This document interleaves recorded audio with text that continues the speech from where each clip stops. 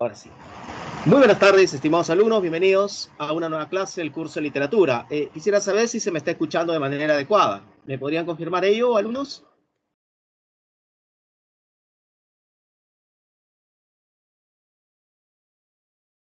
Jóvenes, ¿se está escuchando bien? Fuerte y claro. Sí, profesor. Perfecto. Muchas gracias por la confirmación. Bien, les estaba saludando. Muy buenas tardes. Bienvenidos a la clase del curso de literatura correspondiente a la semana número 2. El día de hoy, jóvenes, vamos a continuar desarrollando aspectos en relación a la literatura griega. Vamos a complementar la información brindada en la clase pasada, en donde abordamos el desarrollo de la épica y hablamos acerca de una importante obra de la antigüedad, como lo es la Ilíada. El día de hoy hablaremos de la Odisea. Vamos a tener en cuenta, pues, varios aspectos en torno a esta importante obra. Y el segundo punto a tratar nos remite al desarrollo de la tragedia griega. Pero vamos a tener en cuenta algunos aspectos también importantes en torno a ella y fundamentalmente hablaremos acerca de Edipo Rey como obra representativa. Eso es lo que vamos a trabajar en la presente clase. Bueno, vamos a ampliar el contenido de la misma y en cuanto a la épica griega, vamos a tener en consideración el argumento de la Odisea, la temática propuesta y un breve comentario en torno a esta obra. En relación a la tragedia griega, vamos a puntualizar los orígenes, la representación y la finalidad de esta. Luego destacaremos a uno de los exponentes de esa antigua tragedia griega. Sófocles aparece aquí. Es el autor de muchas obras en donde destaca indudablemente Edipo Rey. Entonces, eso es lo que vamos a trabajar en la presente clase. Iniciemos ya la exposición. Sobre la épica, nosotros ya hemos tenido en consideración algunos detalles importantes, ¿no? La épica griega estuvo constituida por dos importantes obras transmitidas a través de la oralidad, la Ilíada y la Odisea. Vamos a hablar entonces de la Odisea, una obra que podría resumirse como el viaje lleno de aventuras que realiza el protagonista Odiseo en búsqueda de llegar a su patria Ítaca tras ser uno de los tantos griegos victoriosos en Troya. Entonces, vamos a apreciar cómo el protagonista Odiseo aparece en la isla de Ogygia, conviviendo con la ninfa Calixo. Calixo está muy enamorada de Odiseo, pero a pesar de todo el amor que ella le ofrece y le entrega al héroe, Odiseo muchas veces se muestra pensativo, taciturno, meditabundo e incluso nostálgico. Se va a la orilla del mar y mientras él mira el horizonte, el vaivén de las olas, sus lágrimas caen por sus mejillas. ¿Por qué asume esta actitud Odiseo? Porque él recuerda a su patria Ítaca y también recuerda a su familia, a su esposa Penélope y a su hijo Telémaco. Odiseo piensa que está habitando la isla de Ogygia hace 7 días, pero en realidad él se encuentra allí hace 7 años.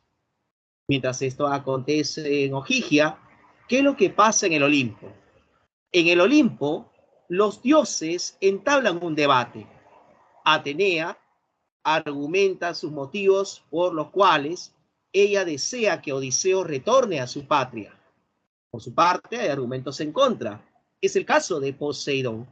Poseidón no quiere ello. Poseidón está enemistado con Odiseo. Bueno, Zeus escucha ambas posturas. Y mientras se realiza ese debate, nos preguntaremos qué es lo que acontece en la lejana Ítaca. En Ítaca, el palacio de Odiseo ha sido invadido por los pretendientes. Los pretendientes le exigen a la reina Penélope que escoja a uno de ellos como el sucesor de Odiseo, debido a que ya hace mucho tiempo Ítaca no tiene un rey representativo. La reina Penélope, ante las exigencias de los pretendientes, decide lo siguiente.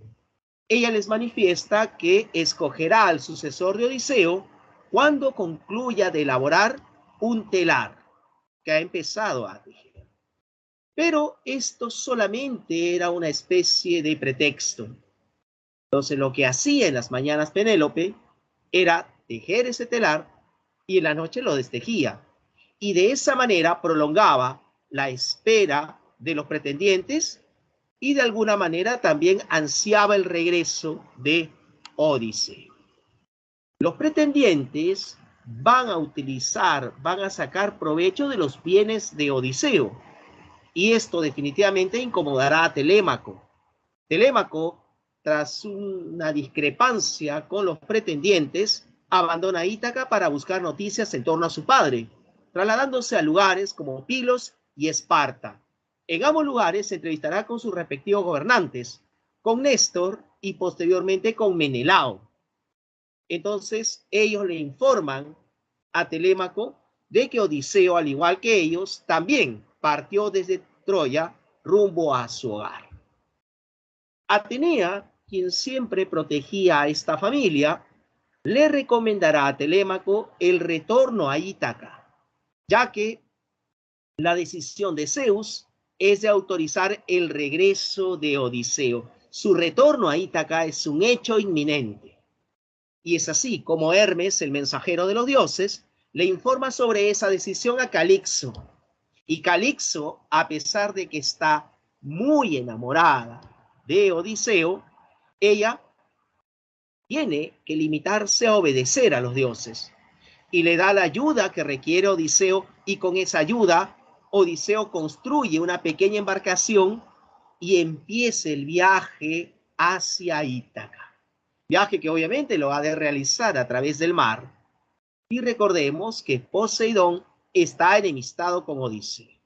Poseidón es quien hace naufragar a Odiseo, pero el destino del héroe no es morir. Así que Odiseo naufragará y aparecerá en las costas de la isla de los Feacios. En ese lugar, semidesnudo, será encontrado por Nausicaa, hija del rey Alcinoo. Entonces, cuando Nausicaa le pregunta la identidad de este náufrago, él aduce un nombre cualquiera y así vamos a ver cómo él solía, pues, engañar a los demás.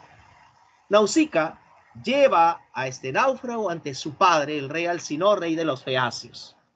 Y así vamos a ver cómo el rey Alcinoo recibe al forastero, le ofrece un banquete y lo hace partícipe de juegos florales.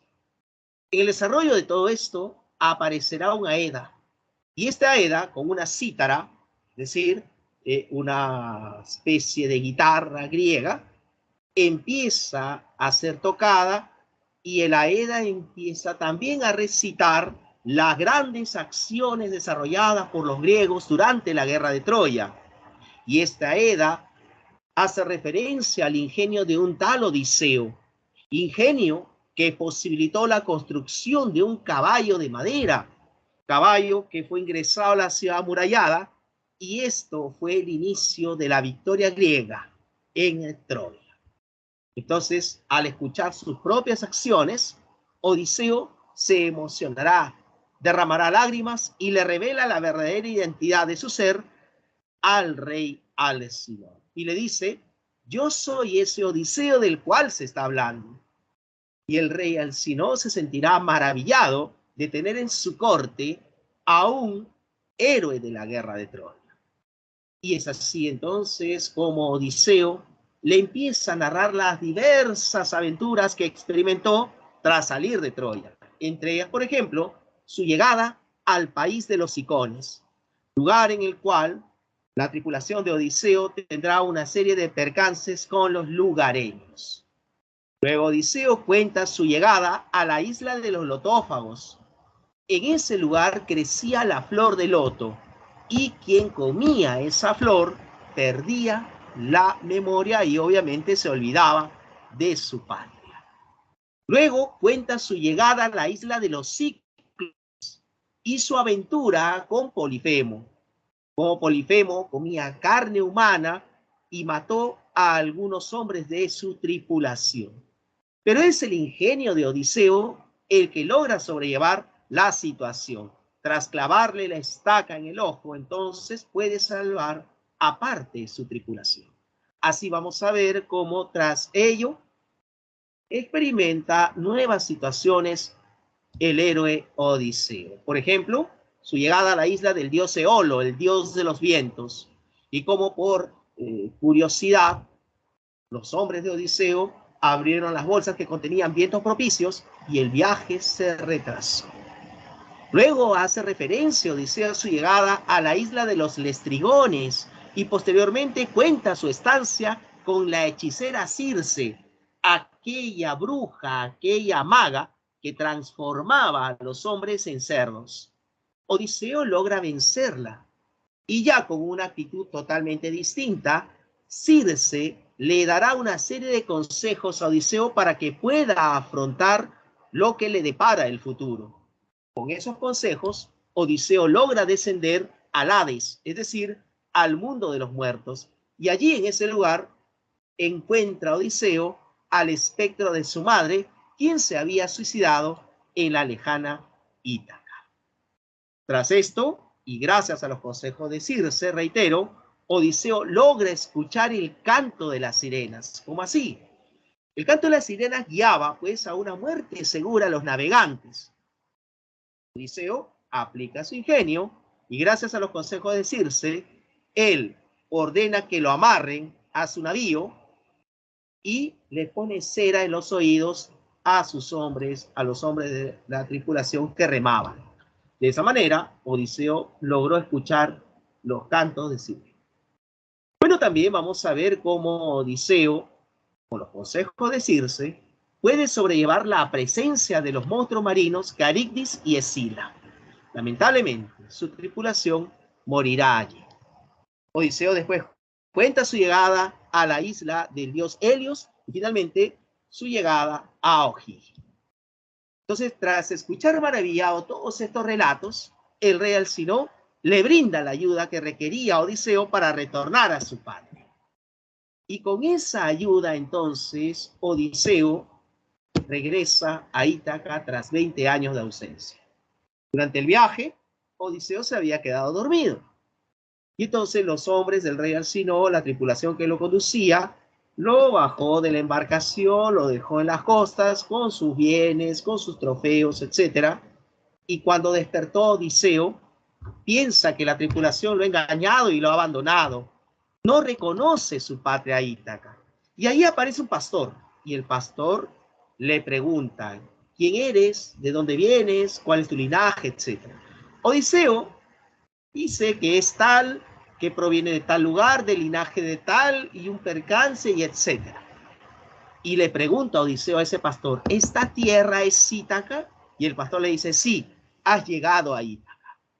Y Odiseo se mostrará muy emocionado. Pero el pastor le dirá a Odiseo, tú siempre engañas a los demás, nunca revelas tu verdadera identidad. ¿Cómo el pastor sabía eso? Bueno, en realidad no era un pastor, era Atenea. Y Atenea entonces decide transformar a Odiseo en un mendigo para que no sea reconocido por los lugareños y pueda atestiguar lo que está aconteciendo en su palacio. Entonces, con la imagen que proyectaba de mendigo, la imagen que no le permitía a los demás reconocerlo, pues Odiseo se interna en Ítaca. Pero sorpresivamente hay personajes que sí lo reconocerán, como su perro Argos, perrito, mascota, que fielmente ha esperado ese regreso durante 20 años. Luego será la nodriza Euriclea quien reconocerá a Odiseo e incluso también el pastor Eumeo.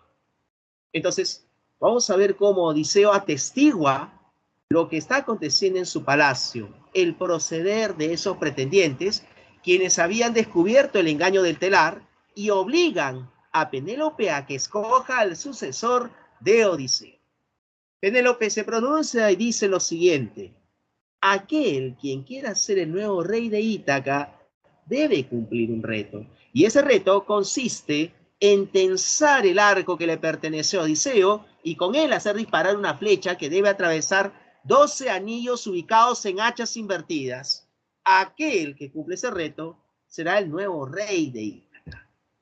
En el gran salón del palacio, los pretendientes, sin éxito, tratan de cumplir ese reto, mientras el mendigo atestigua ello, pero en muchas ocasiones es apartado, es marginado, es tratado mal, etc. Y en un descuido, cuando el arco se encontraba solo, el mendigo se acerca, logra tensarlo, y al tensarlo dispara una flecha que atraviesa los 12 anillos. Y entonces en ese instante, los pretendientes se mirarán entre sí y se preguntarán, ¿quién es en realidad ese mendigo? Y el mendigo empieza a quitarse los harapos y ya sin ellos aparece la investidura de Odiseo, quien con ayuda de Telémaco, su hijo, quien ya había descubierto sobre el regreso de su padre, Odiseo iniciará su venganza, matando a todos los pretendientes. Cuerpos muertos yacen en el gran salón. Odiseo ordena la limpieza de este lugar y anuncia su retorno a Penélope. Penélope estará feliz, pero al mismo tiempo ella expresa una gran duda y se pregunta, ¿ese Odiseo que dice que ha retornado tras 20 años es el mismo que partió tiempo atrás? Entonces, como tiene dudas, Penélope decide poner a prueba a este Odiseo y le dice lo siguiente: esposo mío, seguramente tú estás muy cansado tras tu largo viaje. Mira, he dispuesto que retiren el tálamo nupcial de nuestra habitación para que sea llevado a una habitación mucho más amplia y pueda descansar allí. Al escuchar estas palabras, el héroe griego se da cuenta de esa prueba a la que está siendo sometido y le dice a su esposa, pero mujer mía, ¿cómo es posible que hayan podido retirar el tálamo nupcial, el lecho de amor, la cama que yo mismo tallé en la corteza de un árbol? Es imposible sacar ello de nuestra habitación. Y con esas palabras brindadas por Odiseo, Penélope confirma que se trataba de aquel que en 20 años se ausentó.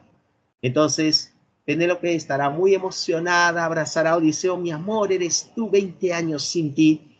Y bueno, hay un recibimiento espectacular para el héroe. Tanto así que Odiseo terminará satisfecho, ¿no? O sea, eso ya queda a la imaginación de cada uno de nosotros, cuál fue la forma en la que fue recibido. Y sin embargo, vamos a ver cómo tras el reencuentro, la obra no concluye ahí. Y no concluye allí porque vamos a ver cómo algunos habitantes de Ítaca estarán disgustados, estarán inconformes con el regreso de Odiseo. Odiseo lleva la muerte consigo. Se fue 20 años atrás con una tripulación y ahora ninguno de ellos ha retornado. Y al regresar Odiseo causa más muerte. Hay que rebelarnos contra él, decían pues los familiares de los pretendientes. Y sin embargo, la rebelión será controlada y disipada con intervención de Atenea y de Zeus. Y así es como finaliza esta importante obra, esta epopeya titulada Odisea. Muy bien, veamos a continuación algunos aspectos de orden formal y algunos aspectos de fondo, que esto último tiene que ver con la temática. Rasgos formales, la obra ya sabemos, pertenece al género épico. En cuanto a la especie, se trata de una epopeya que estará constituida por 24 cantos o rapsodias, y sabemos que la versificación que prevalece es el examen. Muy bien, eso ya lo sabemos. En cuanto al tema principal, el tema principal es el retorno de Odiseo a Ítaca, temática complementada con otros temas, como el amor a la familia, el amor a la patria, la fidelidad, la venganza, la muerte, etc. Entonces, eso es lo que podría manifestarse en torno a la Odisea. Bien, comentario en torno a la obra. Es perceptible apreciar aquí cómo prevalece la astucia e ingenio del héroe Odiseo. Odiseo se caracteriza por esa capacidad de inventiva, por su astucia que logra pues sobrellevar diversas situaciones. Entonces, vamos a ver cómo Odiseo triunfa en una época en donde aplicar la inteligencia, ser astuto, es más útil que la fuerza. Y el más claro ejemplo lo hemos podido encontrar en el enfrentamiento suscitado entre Odiseo y el cíclope Polifeo. Cuando los hombres de Odiseo han saciado su hambre con la comida que guardaba el cíclope al retornar de sus labores se comporta salvajemente, gusta de comer carne humana y mata a alguno de los hombres de la tripulación de Odiseo. Entonces, ¿qué hace Odiseo para salvar a los demás tripulantes, ¿no? ¿Cómo dice que se llama cuando le pregunta el cíclope? Odiseo le dice a este, me llamo Nadie. Y entonces, tras herirlo con una estaca en el ojo, que le permite a Polifemo, pues, prácticamente estar sin coordinación, no sabe quiénes están en su alrededor. Entonces, en su desesperación, Polifemo llama a sus demás hermanos. Hermanos cíclopes, necesito su ayuda, me han herido, dice. Y los demás cíclopes le preguntan, ¿y quién te ha herido? Como Odiseo había dicho que se llamaba Nadie, entonces el cíclope dirá, nadie me ha herido. Y entonces todos los otros cíclopes le dirán, bueno, si nadie te ha herido, ¿por qué te quejas? Y así pues, vamos a ver cómo Odiseo lograba aplicar. Esa inteligencia de Odiseo constantemente estará protegida por la diosa de la sabiduría. Estamos hablando de Atenea. Ahora, tan igual como en la Ilíada, cuando se mencionó de que Homero proyectaba su noción de vida, la vida era entendida como una lucha constante por medio de la cual el hombre alcanzaba su mayor dignidad. De la misma manera, también en la Odisea, Homero proyecta su concepción en torno a la vida. Para Homero, en la Odisea, la vida es asumida como un viaje difícil cuyos peligros son necesarios afrontar para poder realizar el destino personal. Y bien, entonces esto es lo que puede decirse en torno a la épica griega.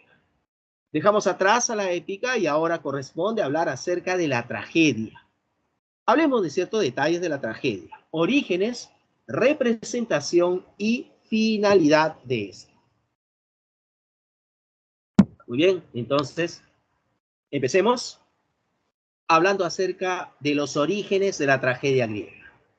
Y nos tendríamos que preguntar entonces, ¿de dónde aparece la tragedia? ¿Cuál es el origen de ella? La tragedia tiene su origen en el antiguo ditirambo. La tragedia surge del ditirambo. ¿Y qué era el ditirambo? El ditirambo era un canto coral que se efectuaba para honrar al dios Dionisos, por algunos también conocidos como Baco, dios del vino y dios de la fertilidad. Entonces, si el ditirambo es un canto coral, nosotros vamos a constatar la presencia de un coro. Los integrantes de ese coro recibieron la denominación de coreutas.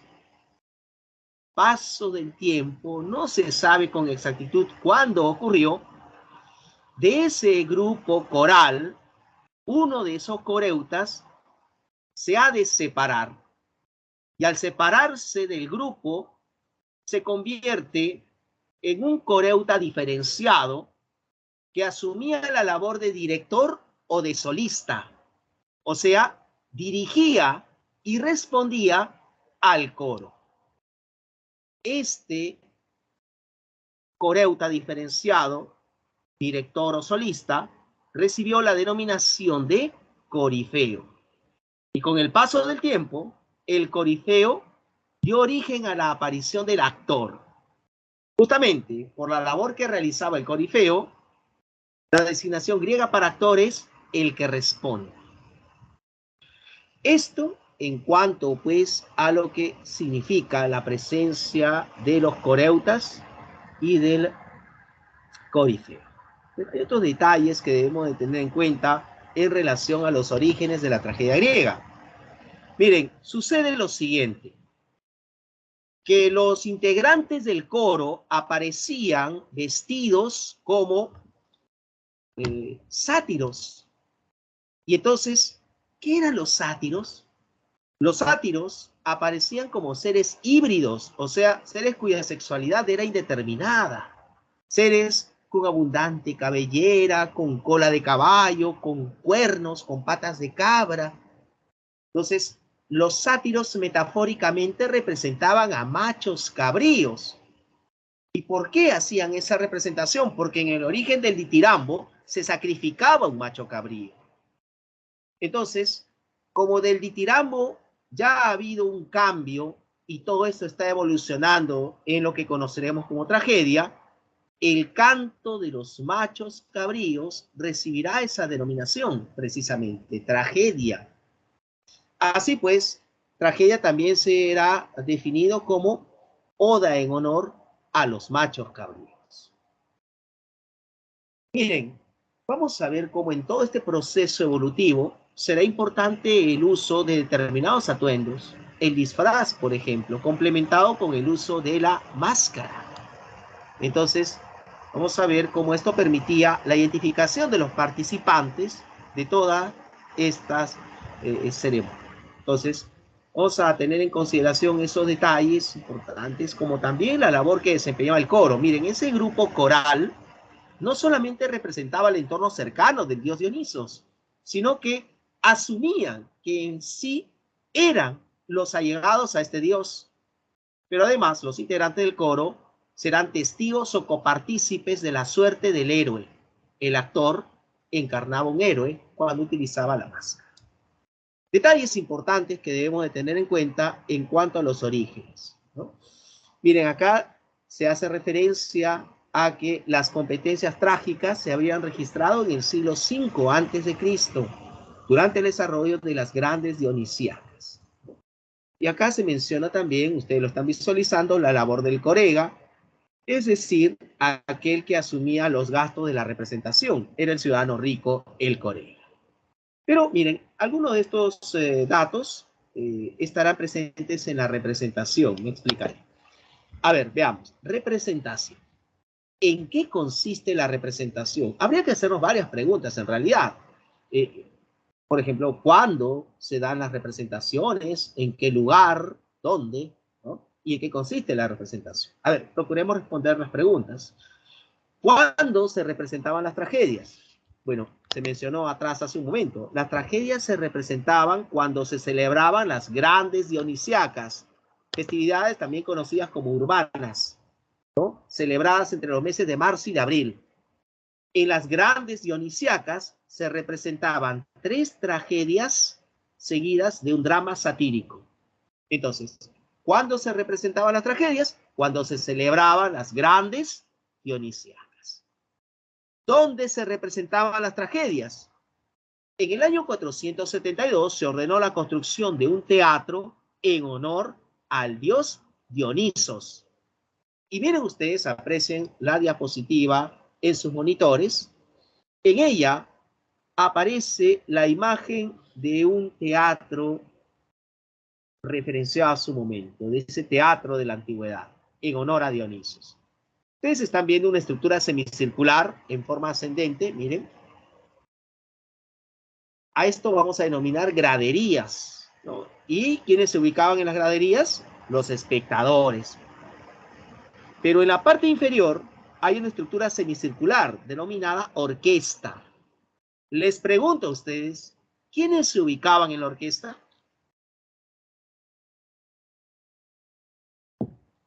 ¿Qué dice la información que poseen ustedes y que han descargado también o que han impreso?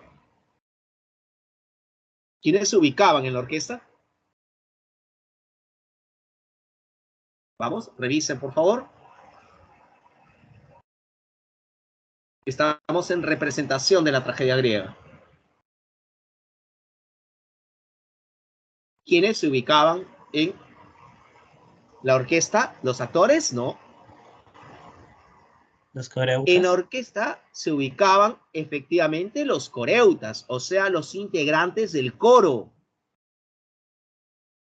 Y sin embargo, miren ustedes, visualicen esa imagen, La orquesta limitaba con otro espacio. Ese espacio se llama escena. Y en la escena aparecía el actor que encarnaba a un héroe. Y detrás de la escena, ustedes sigan visualizando, aparece un fondo que comúnmente era un palacio.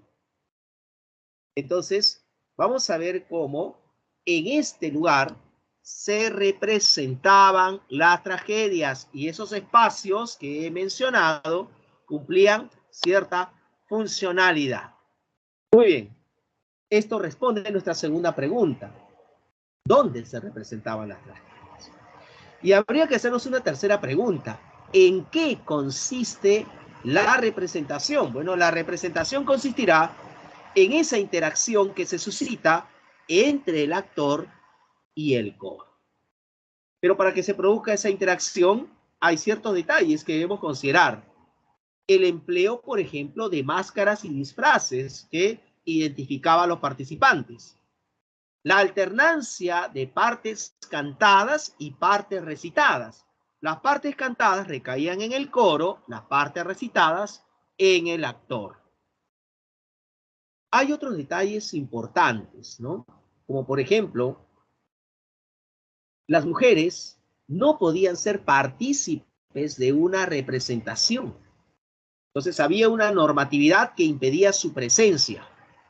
Entonces seguramente muchos se preguntarán, profe, entonces ¿no habían papeles femeninos en la antigua tragedia griega?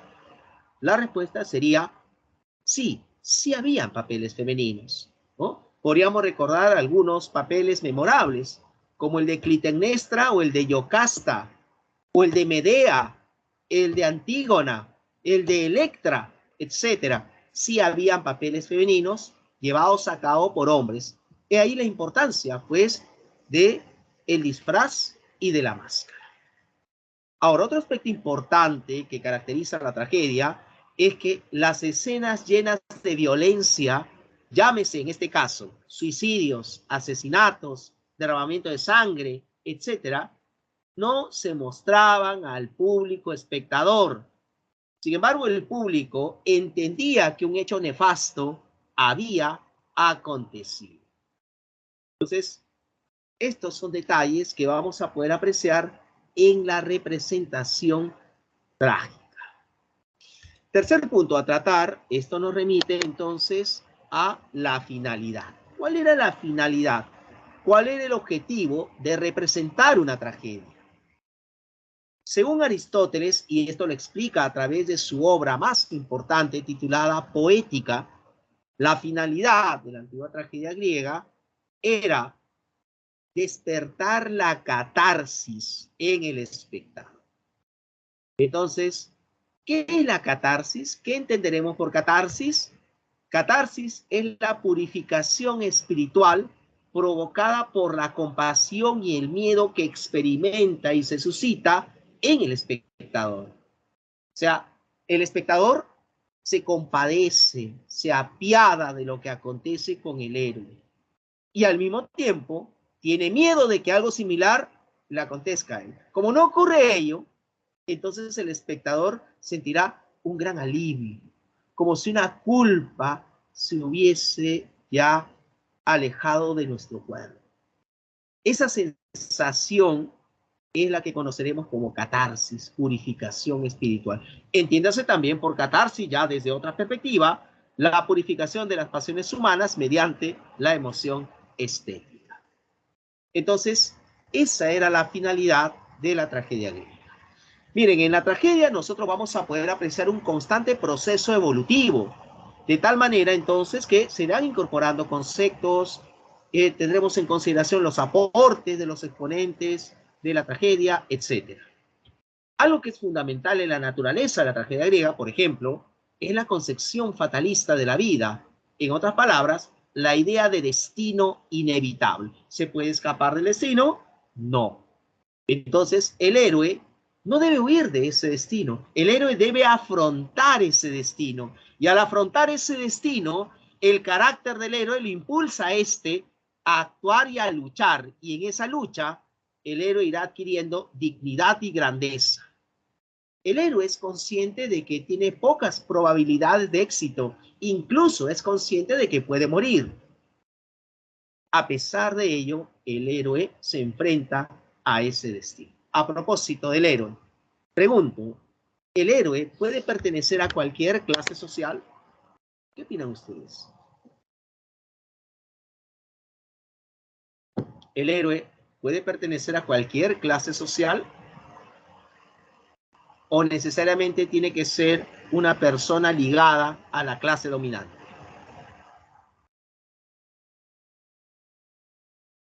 El héroe, efectivamente, como lo afirma José Daniel, el héroe es siempre un noble, un representante de la aristocracia, un rey, un príncipe, una reina, una princesa.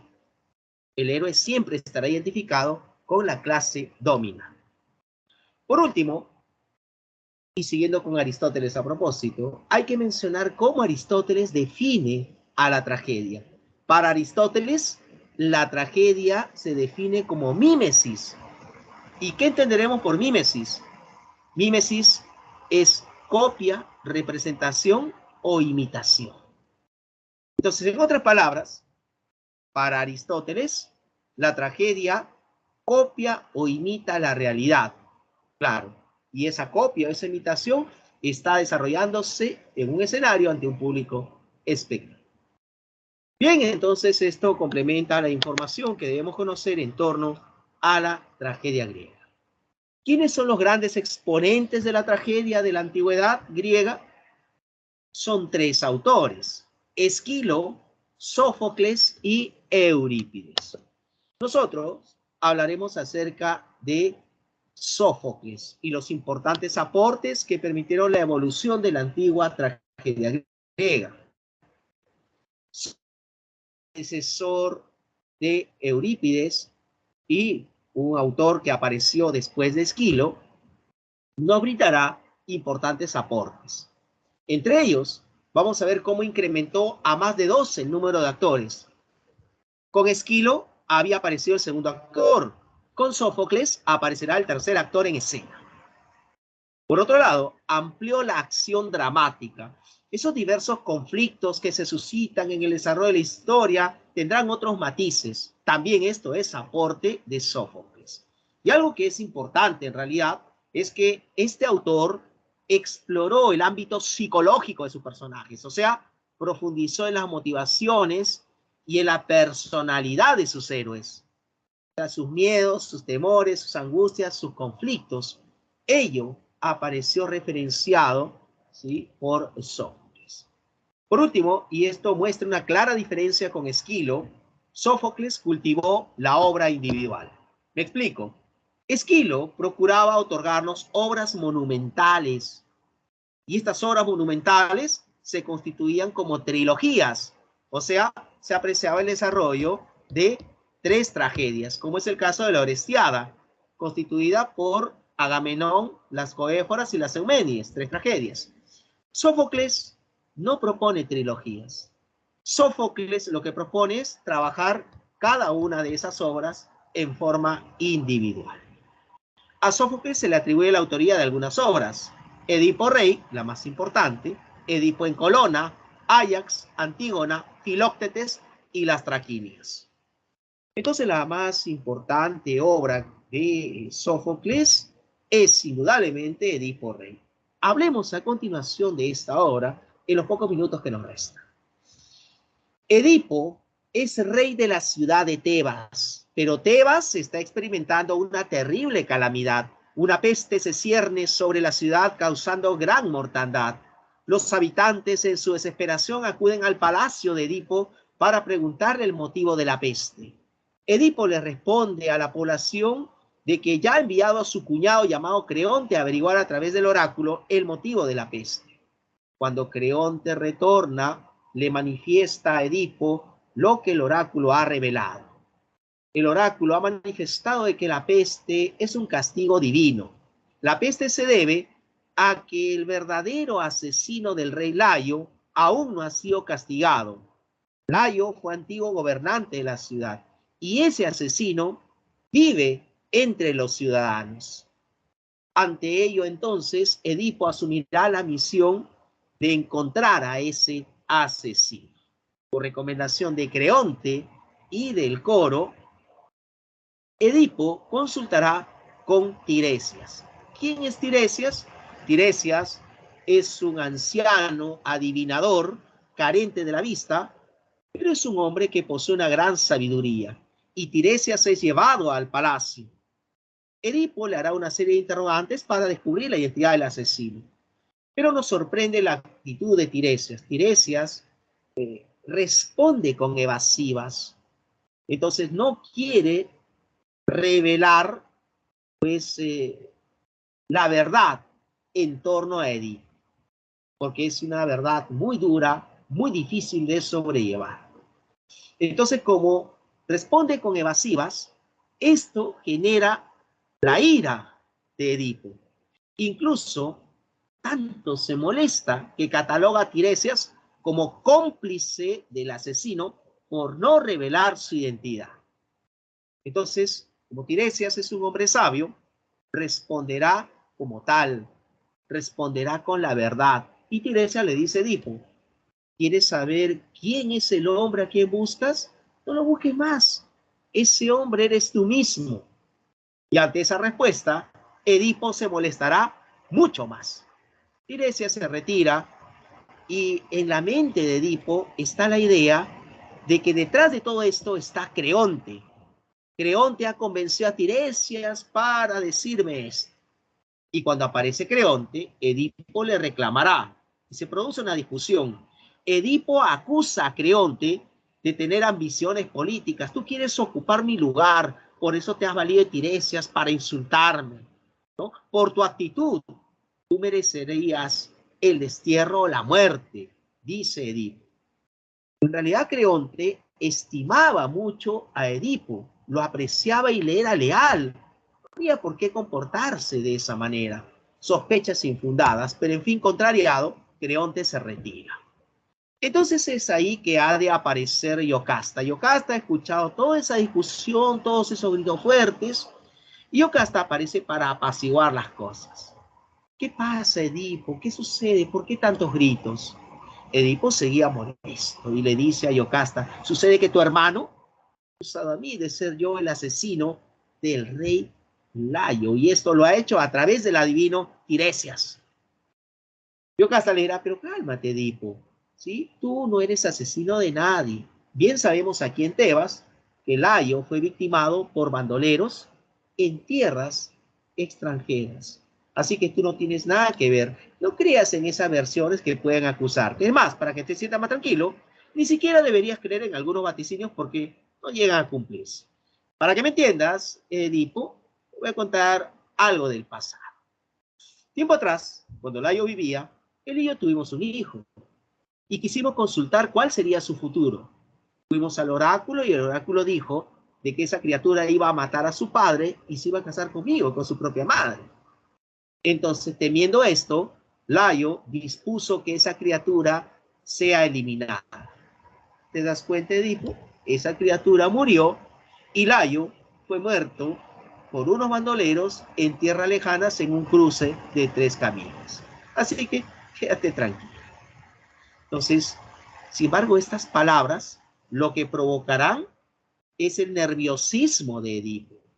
Y Edipo empieza también a preocuparse, ya que Yocasta ha revelado algunos datos que parece coinciden con acciones pasadas de Edipo. Y Edipo le dice, espera, ¿dices que Layo murió en un cruce de 3 caminos? ¿Dónde aconteció ello exactamente? Yocasta responde, en el país de Fócida, en aquel lugar donde confluyen los caminos de Delfos y de Dauli. ¿Y cuándo pasó esto, Yocasta? Ello pasó poco antes de que tú llegues a la ciudad. No puede ser, dice Edipo, pero que los dioses se apiaden de mí. ¿Qué es lo que deparan para mi ser? Y Edipo en su desesperación seguirá preguntando y Yocasta respondiendo. Edipo pregunta, ¿y cómo era Layo? Layo era una persona que tenía tu estatura más o menos, de rostro parecido a ti. Y entonces al decirle eso, al decirle que tenía los cabellos canos y todo eso, Edipo empieza ya a preocuparse más porque teme que las palabras de Tiresias sean verdad. Y entonces le sigue preguntando, y dime, ¿Layo viajaba solo o acompañado? Lo acompañaba una comitiva. ¿Y qué pasó con ellos? Murieron casi todos. ¿Por qué dices casi? ¿Alguien sobrevivió? Sí, uno sobrevivió. Y fue él quien trajo la versión de los bandoleros. Y dime, Yocasta, ¿esa persona dónde está? Vivía con nosotros aquí en el palacio. Pero cuando tú llegaste al poder, me rogó para irse de aquí. Creo que ahora se dedica al pastoreo. Y Edipo le dice, ¿y es posible traerlo para que ratifique su versión? Claro, lo buscaremos y lo traeremos. Pero ¿por qué estás comportándote de esa manera? Y entonces Edipo le dirá, porque mira, para que me entiendas, debo contarte algo de mi pasado. Tiempo atrás yo viví en Corinto, junto a mis padres, el rey Pólibo y la reina Mérope. Sucede entonces que mis padres en una ocasión dieron un banquete. Y durante ese banquete una persona ebria me dijo que yo no era hijo del rey Pólibo. Me dijo que yo era adoptado. Entonces le pregunté a mi padre, el rey Pólibo, sobre ello, y él me dijo que no hiciera caso. Como su respuesta no fue satisfactoria, fui yo mismo a consultar con el oráculo cuál sería mi destino. Y el oráculo dijo que yo iba a matar a mi padre y me iba a casar con mi madre.